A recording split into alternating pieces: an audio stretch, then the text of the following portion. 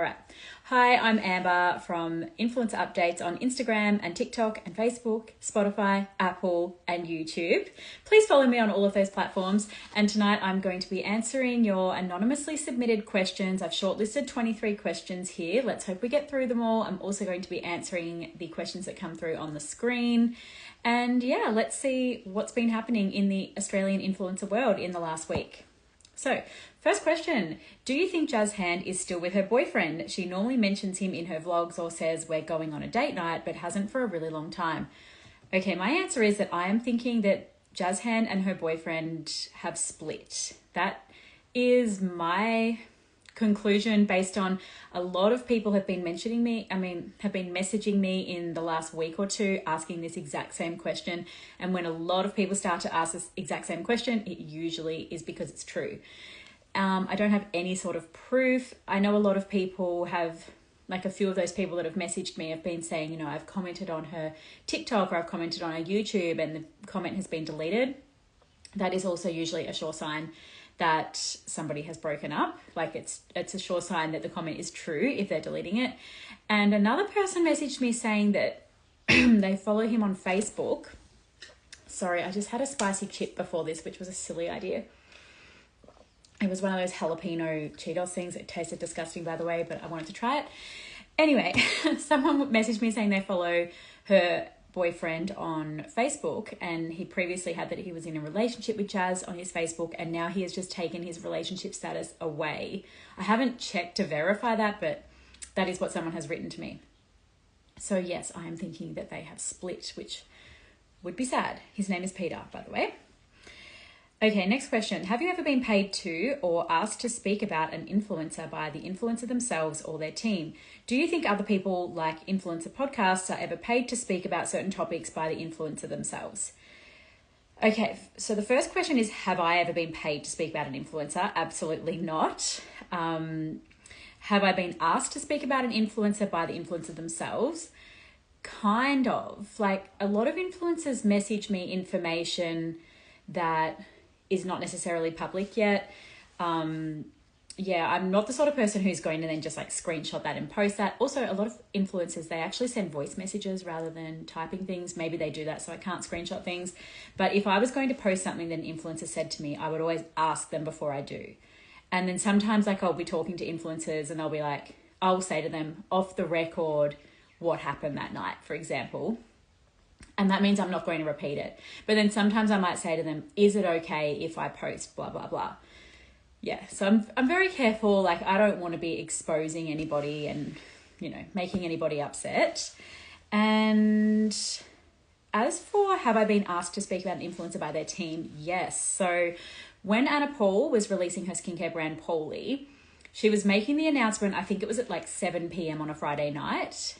Or she was like, yeah, I think that's what it was. And then her PR team messaged me at 6 p.m, so an hour early, saying, this is what we're announcing at 7. You can have a 1 hour head start if you would like to announce it publicly for us. And I was like, absolutely, I would. So then I posted, Anna Paul is releasing a skincare brand. Like, it wasn't information that was going to affect anybody kind of thing, but it was just excitement. And yeah, I think they thought, well, if we give influence updates a little bit of a, you know, advantage, a 1 hour advantage, then maybe she'll post about this for free. And I did. So yeah, I haven't been paid. Do you think other people, do I think that influencer podcasts are ever paid to speak about certain topics? I don't think they're necessarily paid to speak about certain topics, but they're probably asked to, and they would probably then like decline a lot of the topics if they don't want to talk about it. And then other ones, they would want to talk about it. I don't know. I don't necessarily think that there's a lot of money in all of these sort of situations, but I also think that most influencers appear for free on podcasts. That's what I've heard.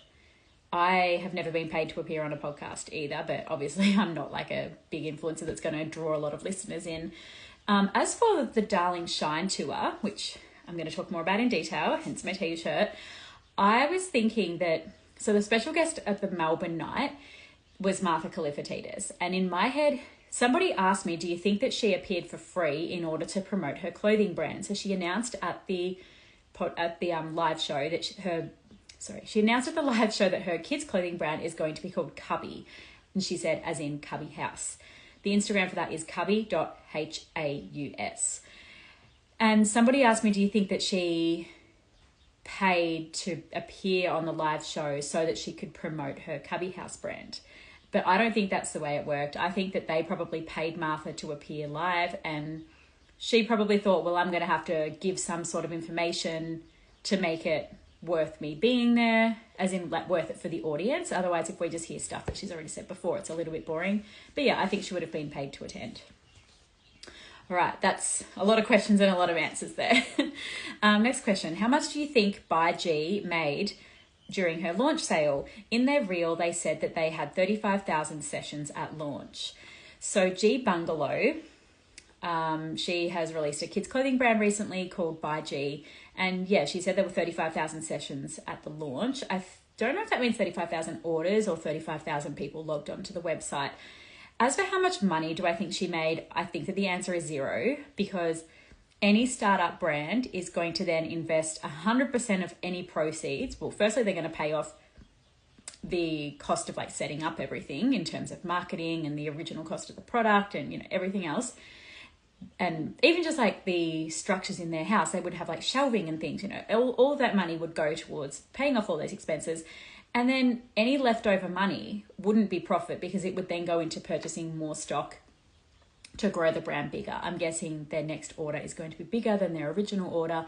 And it just sort of keeps cycling through. Any profits would be reinvested back into the business for a long time to start with. So I'm going to say they made $0 out of that. Next question. This is the one everyone's wanting to know. Did you see the video of Tammy with that old man, I think, at the Showpo event? Yuck, looks like a sugar daddy. That is their words, not mine, sorry. So yes, I did see a video posted by Jaden Seyfarth, who is a paparazzi person. He is very close with Tammy. They do have a relationship. He clearly knows when she's going to be at the airport, because he posts a lot of content on his TikTok of Tammy at the airport. I personally love it. Tammy is always wearing heels at the airport, or maybe she puts the heels on when she knows he's going to be around. Don't know. But did I see the video? Yes, I saw it. It was quickly deleted off Jaden's page. I'm guessing Tammy asked him to delete it. But it was posted on the Tea Time Facebook page, and also Tammy Hembrow Funnies posted it on their stories as well. But yeah, in the video, she is seen canoodling, I suppose, with an older man. So they are like holding hands and he's putting his arm around her and things. I posted it on my stories saying, whoa, like here's the footage of this happening. Like Tammy's clearly canoodling with this man. And immediately people were like, whoa, he looks way too old. He looks like her dad, blah, blah, blah. Maybe it's a sugar daddy situation, as this comment saying, I don't think Tammy Hembrow needs, well, she's probably even richer than this guy that she's canoodling with. But the guy is her manager from 22 Talent Agency. His name is Sean Anderson. And yeah, I don't think there's anything going on in terms of a relationship between the two.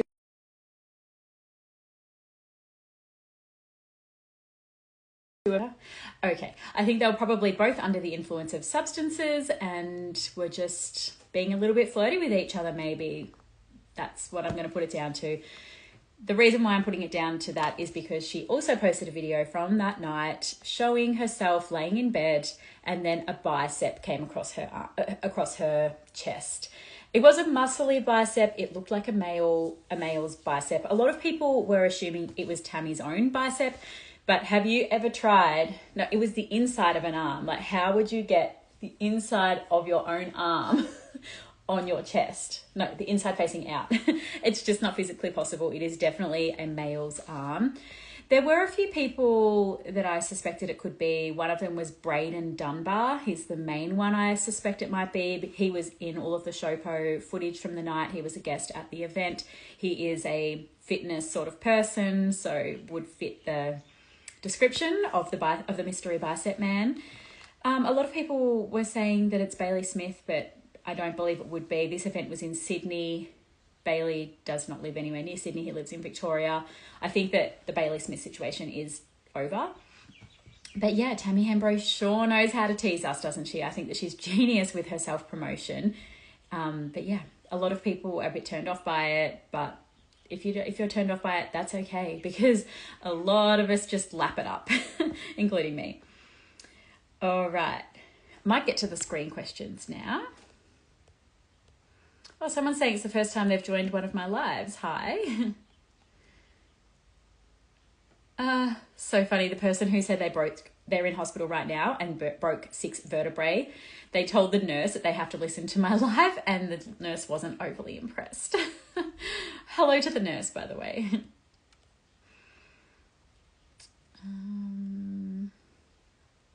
Who would be the best guest stars for Darling Shine? I had Martha in Melbourne, and I was very impressed. As soon as she came out, I was just so excited, as you can imagine. Sydney Darling Shine show had Indy Clinton as the guest, which if I was there, I would have been very impressed with that guest as well. So yeah, I think that they've done really well so far. Yes, Pam's saying that she's asked me to go to BravoCon next year. She's written here that I said I might go. I would die to go, but my children are just too young. I just couldn't do that.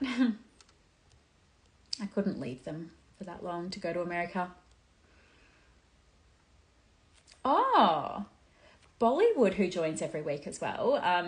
She's saying that she promises that it was Bailey's bicep. Interesting, and that maybe it's a continuation of the Tinder ad. I mean, I guess it could be. Maybe Bailey was in Sydney with her, and maybe it is still a situation that's happening. He is definitely a muscly person, so it very well could be his arm. The arm also had no tattoos on it, and I don't believe Bailey has tattoos. Plot twist, maybe it is still Bailey. This is interesting. Okay. Oh, yeah, someone's saying here, props to Martha Kalifatides for doing the show, the Darling Shine show, especially being so ill. Yes, her and Chloe are both pregnant. Chloe Fisher is one of the Darling Shine hosts, and they both had a lot of reflux on the night. Like, they kept sort of, you know, when you're talking, you get like that little burp up your neck. They both kept having that during the live show. Chloe, in fact, had a Gaviscon, like a liquid thing, on the stage because it was so bad for her. And yeah, they were both finding that a little bit difficult, but they did so well. I suppose I'll talk about the Darling Shine show now in detail. So it was at the Melbourne Town Hall, which is where the Happy Hour with Lucy and Nikki live show is going to be next month as well, which I also have tickets to. So excited. The way I got tickets, so I did not pay for the tickets, but I was not gifted the tickets by Chloe and Elodie, if that makes sense. So it was somebody that follows me and watches my lives, and she was saying that she really wanted to go to the show. So as soon as the tickets came out, she bought 2 VIP tickets and 2 t-shirts to wear. And she had some friends that said to her, you know, if you can't find someone to go, I'll go with you. Like, that's absolutely fine. It'd be a good night out. But she wanted to go with someone who was going to be excited to be there and like excited by the guests and know about Chloe and Elodie. So she messaged me and was like, I know this is so weird, but I've got these 2 tickets. Would you like to come with me? And I have never met this person. I haven't seen any photos of her or anything. Her profile picture is a little puppy. And I just knew straight away that it was for real. I don't know. I just had a good feeling about her. And I was like, absolutely, I want to come. So fun. So yeah, we met in the city, Melbourne City, on Tuesday night, and we met for dinner. And then we went to the show early because the VIP tickets allow you to get in early. The bar, they were selling Hard Fizz, which is Fisher's, like Chloe Fisher's husband, Fisher. That's his alcohol brand, and they sold out of them. Apparently they were $14 a can though, which was quite expensive because they are only tiny. They just taste like soft drink. They are very weak, but that's what I like. I would prefer a weak drink. And there was also a merchandise stand where VIP people got 15% off. The merchandise stand, the queue was so long. I think probably a lot of people were buying the t-shirts. There was also like just like a normal photo wall that had all the ring lights and everything and all the sponsors behind it. I did post like pictures of all this stuff to subscribers, and also like on the night I was posting live to subscribers, as in like live stories, keeping everyone up to date with what was going on, which was really fun. People seemed to like that. And yeah, so there was a photo wall, and then inside there was 1,000 seats on the ground and then 800 seats around the top on the balcony. So 1,800 people. DJ T Mummy, I think her name's Tiana, Elodie's friend. She was DJing just before the girls got started, which was really cool. There were goodie bags on our seats, only for the VIP ticket holders though, and the goodie bags contained products from all the sponsors. So there was like Booth Hair Care. There was a voucher for a free pair of LSKD tights, which I'm so excited about. You have to use it after the Black Friday sale though, or you can use it in store.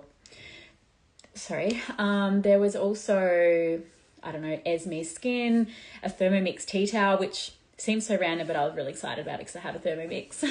There was a Nat V Basics, like the underwear Nat V Basics G-string, but it was just sort of whatever size you were given. Yeah, I don't know. There was heaps of really good stuff in it. I really liked it. Oh, there was a bottle of olive oil with Chloe and Elodie on the bottle. And then, yeah, as for the show, I feel like the girls were so nervous. Like, they kept on saying just how nervous they were. I actually think Elodie was drunk or something else. I'm not really sure. She just seemed a little bit intoxicated or something. I'm not sure. Maybe she was just super nervous. And also, like, her personality is a little bit scattered. So, I don't know, maybe it was that. But that didn't matter or anything. Before the girls came out, though, Bobby was put out on the stage. This is before the curtain was even... No, this is before, like, even the lights and everything came on. Bobby was, like, put out on the stage. And she was solo dancing. It was actually... She was the star of the show. She was, like... very much like her dad. She was, you know, raising her hands and like, yeah, and like clapping and just dancing along. Everybody was absolutely loving her. There were a few times she ran really close to the front of the stage and people jumped up from their seats because they were like, whoa, like she's going to fall. But of course she didn't. And the surprise guest was also Chloe's husband, Fisher, which everybody was very happy about. He also came out after the show onto the stage and was like getting selfies, like grabbing people's phones and getting selfies of him with the people, which was really cool. Elodie was like saying hi to everyone off the stage just for a little bit, but Fisher stayed out there for longer. Yeah, Martha Kay, as I said, was the special guest. I feel like the stories that the girls chose were a little bit boring. Boring, so I don't know if that's the right word. I think it's more that the stories weren't that unique. So obviously Elodie and Chloe are famous for Elodie's grief, losing her partner, Chumpy Pullen, and Chloe's pregnancy loss. So she went through 4 rounds of IVF, which resulted in miscarriages prior to conceiving her daughter, Bobby. She did tell a story. I don't know if this has been told before on the podcast, but I believe it's in her book. She did tell the story about how after the 4 rounds of IVF that had resulted in miscarriages, she flew over to Europe to meet a surrogate. And she was going to go ahead with that. Like, the surrogate had signed everything. Fisher had signed everything and she was yet to sign. And then on the way back from Europe, she stopped in the Maldives and fell pregnant naturally with Bobby, which is an absolute miracle. So that was a really cool story I hadn't heard before. There was also a really cool story about a time where... No, actually, that wasn't at the live show. That was on the podcast. So I won't repeat that one. But yeah, I just sort of felt like their stories were all a little bit downer, like that, because they were all about grief and pregnancy loss. And I said to my friend that I went with, I said to her halfway through, I'm like, they kind of need to have like a dance break because it was just sort of like very heavy content. And I thought, let's just get everyone up and like in a better mood or something, but it didn't happen. I'm obviously not the show director. And I was also speaking to 2 girls, or women, I suppose, the same age as me on the train back to Geelong. And they sort of had the same feedback that, yeah, everything was sort of like a little bit heavy and downer. But the show did go half an hour over, which I was very happy about. It was only meant to go from 7:30 till 9, but it went till 9:30. And yeah, I had a really great night and I'm very excited to go to the happy hour one next month. Yeah, I'd say that's my verdict of the show. Let's see what the comments are.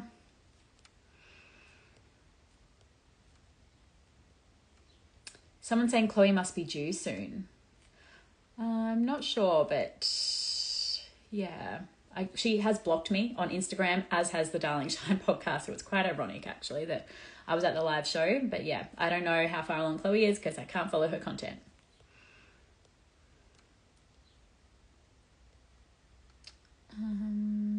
Do you feel like it would have been worth it if you paid for your ticket, as in satisfied? I think the VIP ticket was $180. And then, I mean, yeah, I would have paid it. I think especially the goodie bag made it worth it.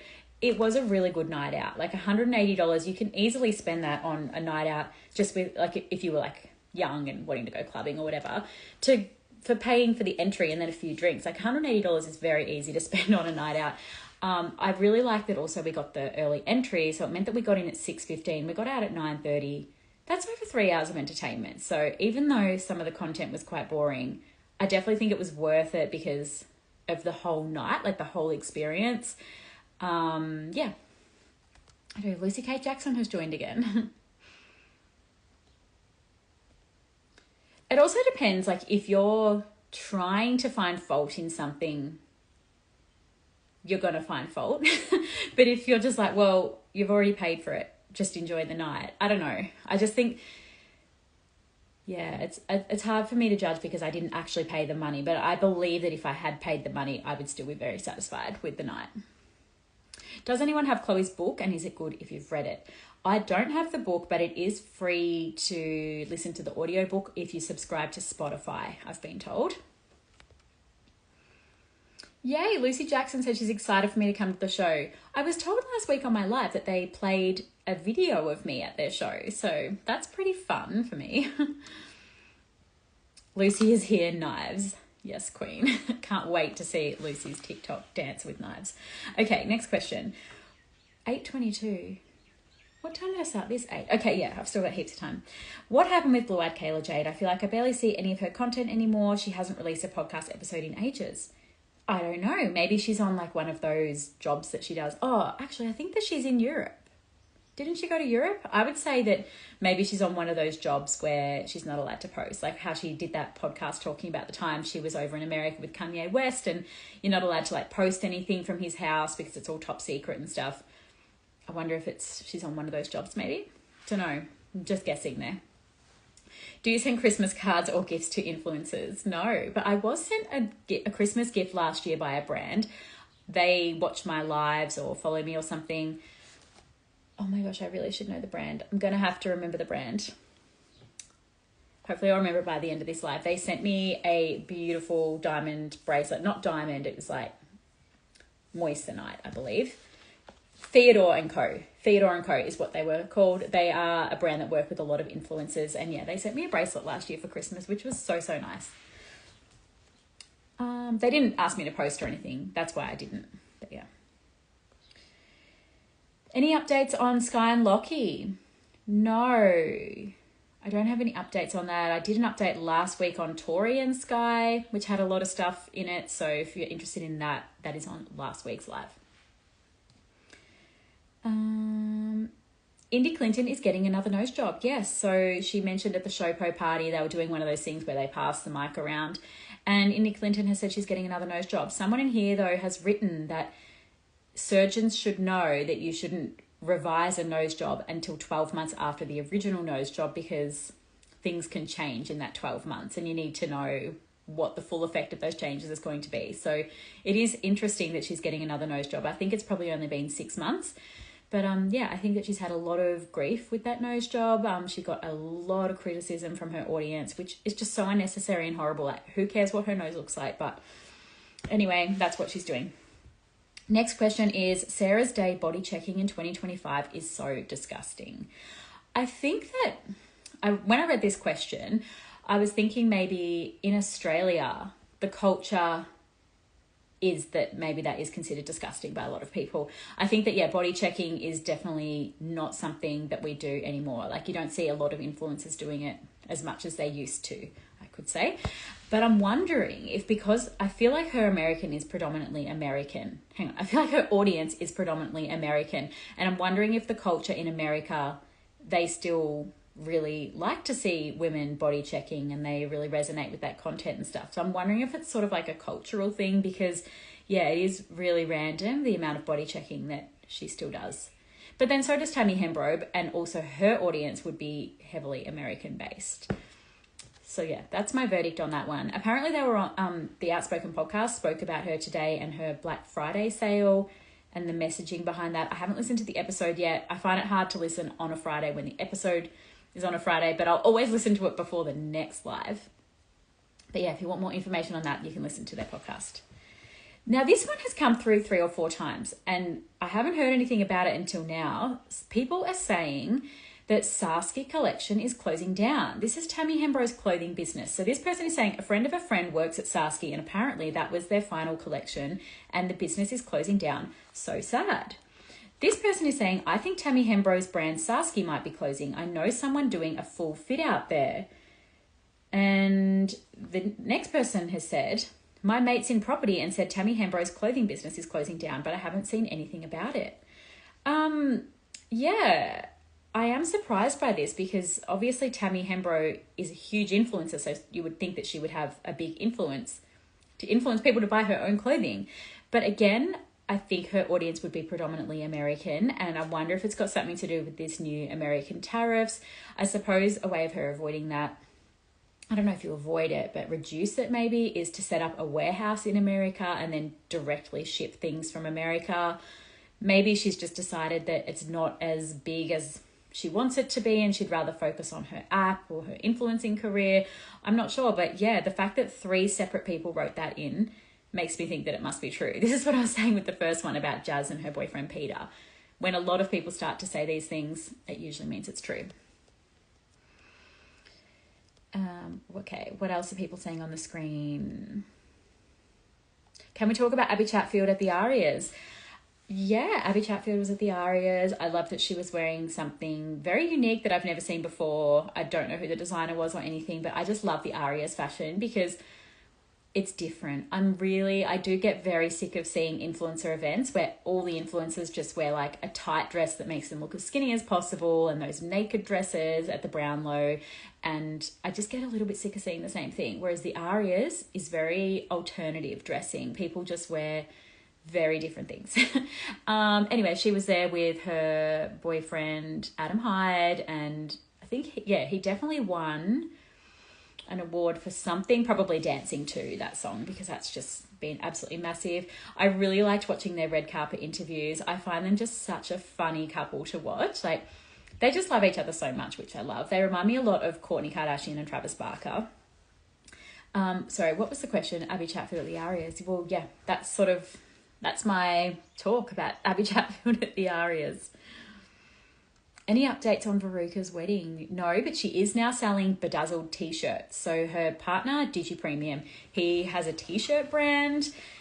They are based in America, so the t-shirts are shipped from America and they are priced in American dollars. But anyway, Veruca decided that she was going to bedazzle some of his t-shirts and then sell them through the website. One of them was selling for $80, which is a very lot of money for a t-shirt apparently. But yeah, that's the update with them. Would I have rathered Indy Clinton rather than Martha Kalifatides as a special guest at the event? Yes and no. So I think that Martha was more of a surprise, whereas a lot of people expected Indy. So I just really liked that Martha. I was like, whoa, I didn't expect that. Also with Indy, I heard that she was also under the influence potentially, or maybe just really nervous, either one. And apparently she talked a lot, and she talked a lot about stories that people had already heard, which that's the thing with these influencers. We have already heard most of their stories and they've got to talk about the ones that get the most attention. So she talked about hiring the PI to find her trolls. She talked about booth hair care. So it's all stuff that we've heard before. Whereas I feel like Martha, because she was talking about her new brand, it was stuff we hadn't heard before. And she's also been offline for the last 5 months, she was saying. So yeah, there was a lot to sort of keep us updated on. I don't know, either one of the guests I would have been very thrilled. This person saying they've never seen anyone on the Gold Coast wearing Saski Collection. That's interesting because I feel like because she's Gold Coast based, she'd have a lot of friends there and a lot of people should be wearing it. But yeah, I don't really see influencers wearing it. I see them all wearing Rachel Dillon's brand, Crop Shop Boutique. Selfish Sups is apparently buy one and get one free. That must be for Black Friday, I'm assuming. They were 50% off at Chemist Warehouse recently as well. But I don't think that is a reflection of the success of the brand. I believe that that's just the marketing strategy of that brand.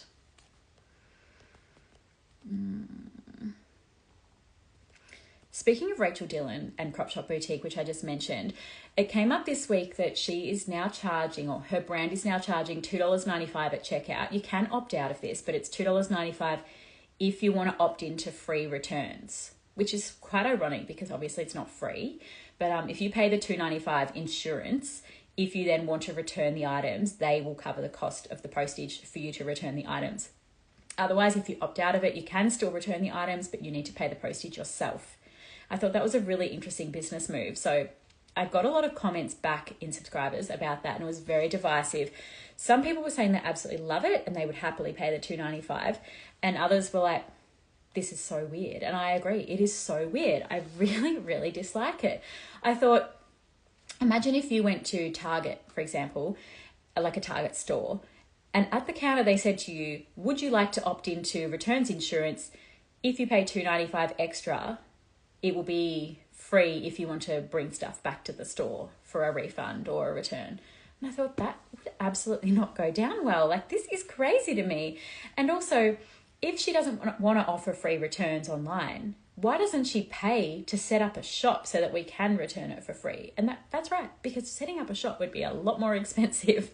I don't know, I just hate it. I think that it's just a cost that businesses have to wear if they don't want to set up physical stores, which again would be a huge cost. That's just my personal opinion. Okay, next question. Who is it that M. Davies has been posting about today? Her brother, so sad for her. I am going to touch on this one lightly. So M. Davies and Lily Brown have been posting like a tribute post today to a male. The person is M. Davies' best friend, Tamika. It is her fiance and baby daddy. So he was 33 and he has passed away today.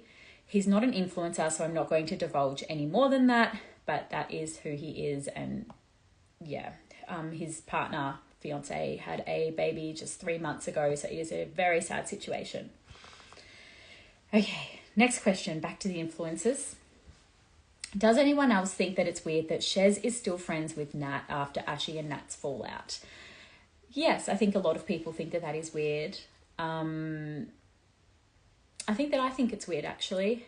Yeah, I don't know. I think it's weird because I'm surprised that Ashy allows it, kind of thing. Like, Ashy definitely seems very like she has to be everyone's best friend, and if they don't want to do what she wants them to do, she's not happy about it, sort of thing.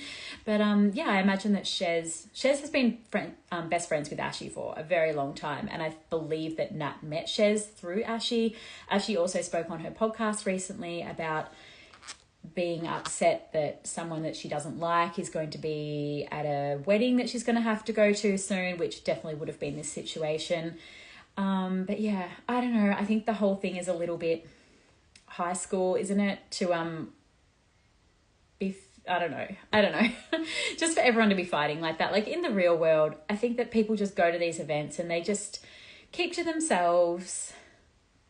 I suppose, yeah, that's because we don't all share our feelings publicly, is it?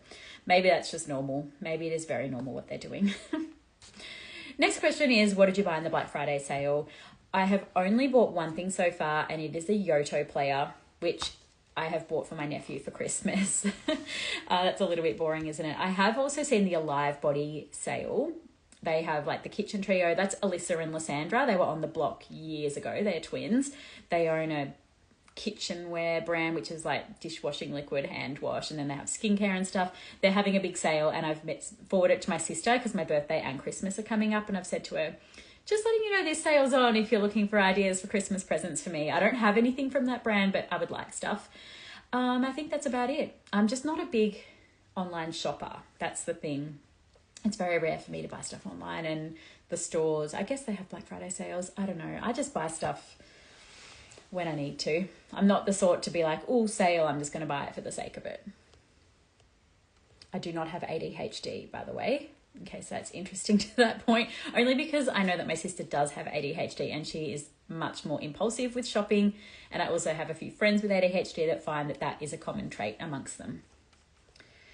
Did Chriselle go to the ARIAs with G Flip? Yes, she did. Oh gosh, there's been so much good stuff on Instagram this week. I just love Australian influencer culture. It's so good. Obviously, it's all in subscribers though. Oh, this person's saying that if Crop Shop Boutique were that confident with their own product, they would do free returns. I don't think it's necessarily for like faulty products. I think they would have to return that at their own cost. I think it's more for like change of mind or sizing was incorrect, things like that. Yeah, that's what people are saying.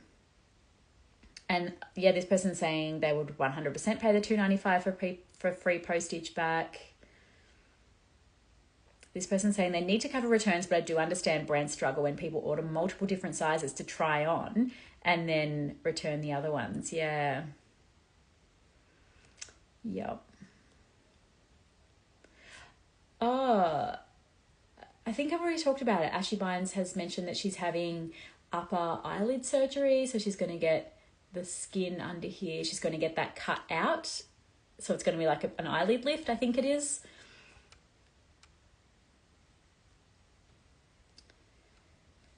Oh, this person just shops on the Iconic because they're always free returns. Interesting. Imagine if the Iconic started doing $2.95 returns. I wonder if they would lose a lot of customers.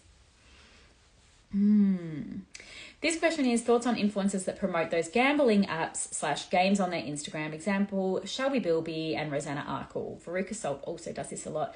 This person is saying, I think it's dodgy ads. I agree. I think that any promotion of gambling is dodgy. I guess dodgy is not really the word I would use, but that's the question. So yeah, I agree that I think it's a bit dodgy. I just think that it's predatory. I suppose it's that. Do you have Botox? Don't have to answer. No, I do not. I have never had Botox. Thoughts on Olivia Molly Rogers' pregnancy news? Amazing. So happy for her. I don't think there's one person in the world that is not happy for her. Olivia Molly Rogers does seem just like such a sweet person. She was open about freezing her eggs in her early 30s. She is still in her early 30s. And she was open about undergoing fertility treatment when she was with her ex-husband, Justin. I think it was prior to getting married. They were doing some sort of fertility treatment. So yeah, this is amazing. She did mention in her podcast that it is the first positive pregnancy test she's ever had.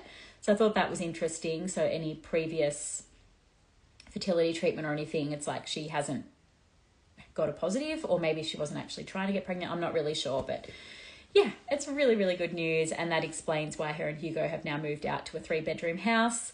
And she doesn't know the gender yet. Her and Hugo are going to open the envelope on Christmas Day, which she'll be about 20 weeks pregnant at that point, and that is when they're going to find out the gender. She also says that it was an accident. So that she says they are both planners. They did not have like a talk. They didn't sit down and say, we should start trying to get pregnant. It was an accident. I don't know if she used the word accident. I don't think she would. She's much more well-spoken than that. This question, Sammy Robinson and her boyfriend have broken up again. Apparently, she was on the Stylish podcast recently and she mentioned that she had a boyfriend. But then the Happy Hour girls were saying that at the recent Sydney show, Lucy's brother, Jim, was trying to hook up with her. And Nikki was like, hang on, doesn't she have a boyfriend? And Lucy's like, nah, don't think she does at the moment. I would love if Jim Jackson and Sammy Robinson got together. That would just be so cool. But yeah, I think she's broken up with her boyfriend again. Oh, this person is saying that at the Darling Shine show, Indy Clinton walked out with her fingers sticking up to the crowd, walking on stage, encouraging, supporting other women. That is quite random. I don't know if that's really her normal personality to walk out with her fingers sticking up. Like, that is quite random. I don't know if that's true. I'm going to have to look up footage of that. Ruby Tuesday Matthews, no engagement ring for weeks now and has unfollowed her ex-fiance. I haven't noticed that, but this is not the first time this has happened. Hopefully they're going to work it out. I feel like this has happened quite a few times. And yeah, that would be really, really hard, especially being a public figure, that everybody would be seeing this all play out in real time. All right, I've got through all those questions. Let's just check the final ones on the screen. Apparently my forehead is so smooth despite not getting Botox. I literally just don't care. Like, I do not care to get filler or Botox or surgery. I don't think I've had any of those things before, apart from cesarean section surgery. Oh, and I also, anyway, I've had like medical surgeries kind of thing, but no, it's just not my vibe. I just literally don't care what I look like. I mean, obviously I care to a degree, but yeah, not enough. But thank you for saying my forehead's smooth.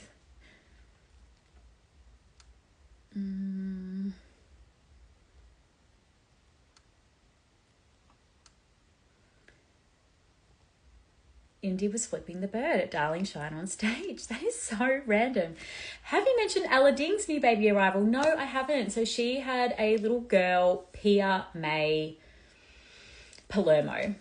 Palermo? I think, yeah, Guy Palermo is her partner. I love the name Pia. That was actually a name that I shortlisted for my girls, but my husband struck that one off the list. But I think Pia is such a cute girl's name. It's also really cute that her and Dom both had baby girls, Dove and Pia, but I'm really sad they're not friends anymore. I mean, obviously they're not sad about it. They're probably happy about it, but I just think it'd be so cute if they could like be friends and raise the babies together, but it's not meant to be.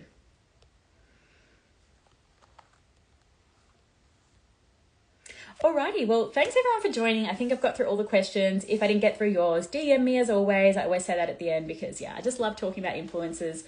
And yeah, thanks all for joining. Have a great weekend and I will talk to you next week. Bye.